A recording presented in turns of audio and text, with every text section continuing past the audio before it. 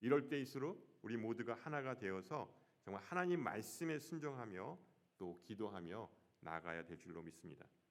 음부의 권세가 틈타지 못하도록 하나님께 영광을 돌리면서 이 땅에 소금과 빛의 역할을 다하는 우리 모두가 될 수 있기를 주님의 이름으로 축원합니다. 기도하겠습니다. 살아계신 하나님 아버지 감사합니다. 오늘 말씀을 통해 사도 바울처럼 어떠한 환경과 고난 속에서도 자족하며 영원에 잇대어 살게 하여 주시옵소서. 바울이 매여 있던 그 감옥에서도 거침없이 담대하게 복음을 전하고 하나님 나라를 전파했던 것처럼 우리들에게도 담대한 믿음과 은혜를 허락해 주시옵소서. 베다니 한인연합 감리교회를 사랑하시는 주님, 교회와 공동체를 더욱 거룩하게 하여 주시옵소서. 건강하게 하셔서 이 땅의 소금과 빛의 역할을 온전히 감당케 하여 주시옵소서. 교회가 더욱 성령의 충만함으로 하나가 되어서 사도행정적 교회로서의 역할과 사명을 다하게 하시고, 그래서 사도행전 28장으로 끝나는 것이 아니라 주님이 다시 오시는 그날까지 사도행전 29장을 중단 없이 계속 써내려가는 우리 모두가 되게 하여 주시옵소서. 감사드리며 이 모든 말씀 예수님의 이름으로 기도합니다.